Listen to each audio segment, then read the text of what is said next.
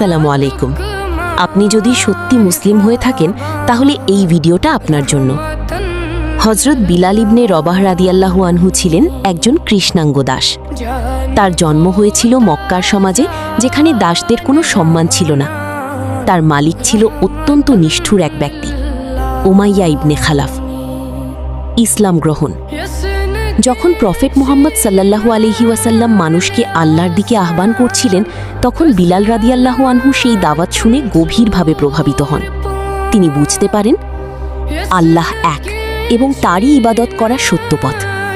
তিনি গোপনে ইসলাম গ্রহণ করেন। ভয়াবহ নির্যাতন। কিন্তু যখন তার মালিক জানতে পারে যে বিলাল রাদিয়াল্লাহু আনহু ইসলাম গ্রহণ করেছেন, তখন শুরু হয় অমানবিক নির্যাতন। তাকে তপ্ত মরুভূমির বালুর উপর ফেলে রাখা হতো। তার বুকের উপর বিশাল পাথর চাপিয়ে দেওয়া হতো। প্রচণ্ড রোদে তাকে বেঁধে রাখা হতো। মারধর করা হতো। টেনে হিঁচড়ে রাস্তায় ঘোরানো হতো। উদ্দেশ্য ছিল একটাই, তাকে ইসলাম থেকে ফিরিয়ে আনা। অবিচল ঈমান। কিন্তু এত কষ্টের মধ্যেও বিলাল রাদিয়াল্লাহু আনহু একটুও ভেঙে পড়েননি। তিনি শুধু একটি কথাই বারবার বলতেন,